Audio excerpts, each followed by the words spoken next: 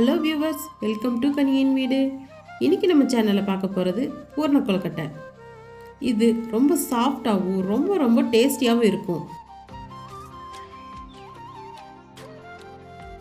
இந்த பூர்ண கொழுக்கட்டையை எப்படி ஈஸியாக பண்ணுறதுன்னு பார்க்கலாம். ஃபஸ்ட்டு ஒரு மிக்ஸி ஜாரில் பாதாம், பிஸ்தா, முந்திரியை பொடி பண்ணிக்கலாம். நீங்கள் உங்களுக்கு தகுந்த மாதிரி நட்ஸை கூட்டியோ குறைச்சோ எடுத்துக்கலாம். நட்ஸை பொடி பண்ணியாச்சு. இதை ஃபைன் பவுடராக அரைக்கணும்னு அவசியம் இல்லை. இது ஒரு பக்கம் இருக்கட்டும். இப்போ பூர்ணம் ரெடி பண்ணிக்கலாம். அதுக்கு ஒரு பேனில் 2 ஸ்பூன் நெய் ஊற்றிக்கங்க.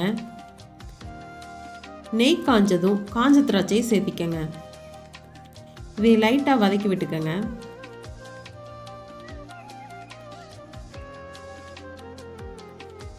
திராட்சை கொஞ்சம் வெந்ததும் 1/2 கப் துருவன தேங்காயை சேர்த்திக்கங்க. இதை 1 நிமிஷத்துக்கு நெய்யில் வதக்கிக்கங்க.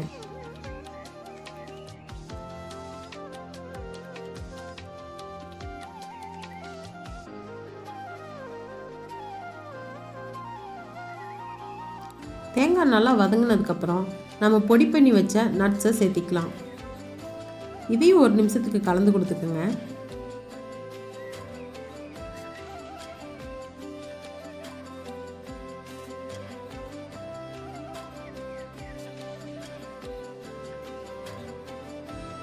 இப்போ இதில் ஏலக்காய் தூள் சேர்த்திக்கோங்க.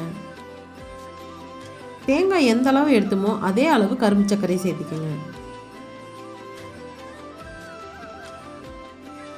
இதை லைட்டாக கலந்து விட்டுட்டு அடுப்பை ஆஃப் பண்ணிடுங்க. இந்த ஹீட்லேயே இந்த கரும்பு சர்க்கரை உருக ஆரம்பிக்கும்.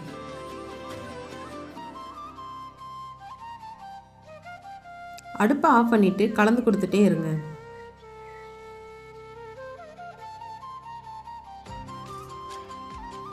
இப்போ பூர்ணம் ரெடி ஆயிடுச்சு. இது ஆறட்டும். இப்போ கொழுக்கட்டைக்கு மாவு ரெடி பண்ணிக்கலாம்.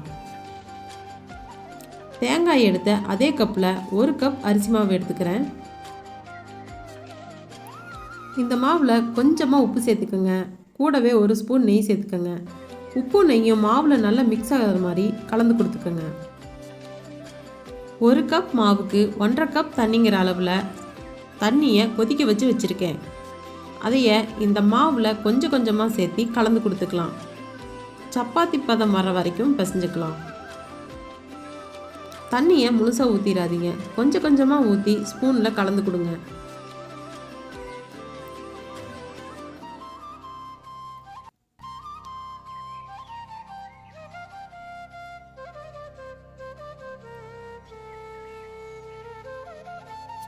இப்போ மாவு நல்லா கலந்தாச்சு. இது ரொம்ப சூடாக இருக்கும். இது ஒரு 5 நிமிஷத்துக்கு மூடி வச்சிடலாம். இந்த மாதிரி செய்யும்போது கொழுக்கட்டை ரொம்பவும் சாஃப்டாக இருக்கும். இது இருக்கட்டும். இப்போ பூர்ணம் நல்லா ஆறிடுச்சு. நல்லா ஒரு டைம் மிக்ஸ் பண்ணி விட்டுக்கோங்க.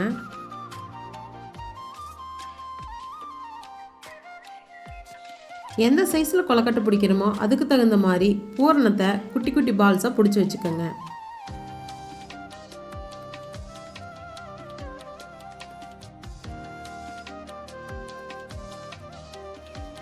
இதே மாதிரி எல்லாத்தையும் ரெடி பண்ணிக்கலாம்.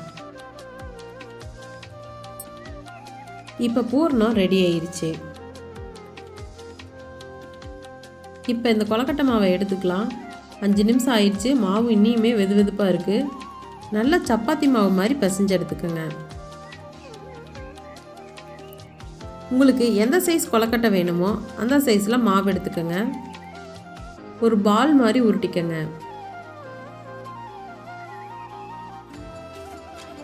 அதுக்கப்புறம் இதை லேசாக ப்ரெஸ் பண்ணி இந்த மாதிரி பண்ணிக்கோங்க. ரொம்ப திக்காகவும் இருக்கக்கூடாது, ரொம்ப தின்னாகவும் இருக்கக்கூடாது. ஒரே மாதிரி இருக்கிற மாதிரி பார்த்துக்கோங்க. இந்த மாதிரி இருக்கணும். இதில் உருண்டை பிடிச்ச பூர்ணத்தை வச்சுக்கலாம். மாவை லைட்டாக அப்படியே மூடி கொடுங்க.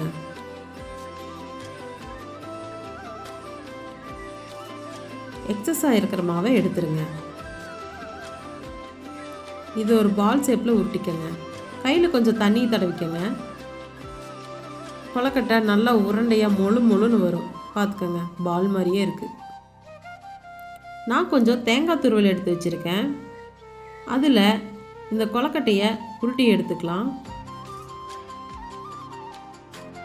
இந்த மாதிரி செய்யும்போது டேஸ்ட் இன்னும் நல்லாயிருக்கும். நல்லா பிடிச்சிக்கோங்க.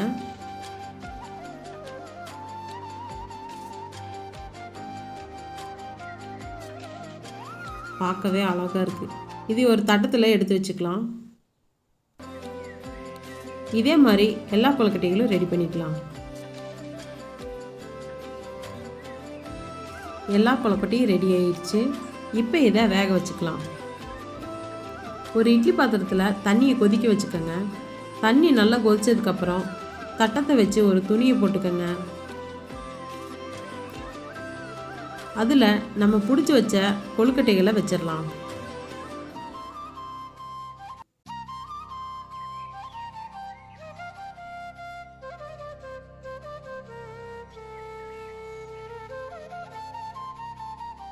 இது 10 நிமிஷத்துக்கு வேகட்டும். 10 நிமிஷம் ஆயிடுச்சு. ஓப்பன் பண்ணி பார்க்கலாம். கொழுக்கட்டை நல்லா வெந்து வந்துடுச்சு. இது ஒரு பிளேட்டுக்கு மாற்றிக்கலாம்.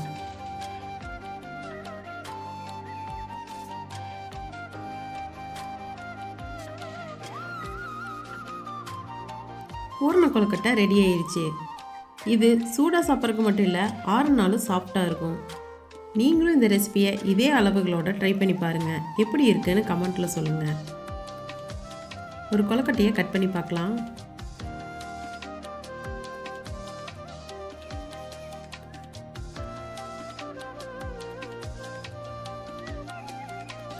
பார்க்குறக்கே அவ்வளோ அழகாக இருக்குது. பார்க்குறக்கு மட்டும் இல்லைங்க, சாப்பாடுக்கும் டேஸ்ட்டு சூப்பராக இருக்கும். உங்களுக்கு இந்த வீடியோ பிடிச்சிருந்தா லைக் பண்ணுங்கள், ஷேர் பண்ணுங்கள். மறக்காமல் நம்ம சேனலை சப்ஸ்கிரைப் பண்ணிக்கோங்க. தேங்க்ஸ் ஃபார் வாட்சிங்.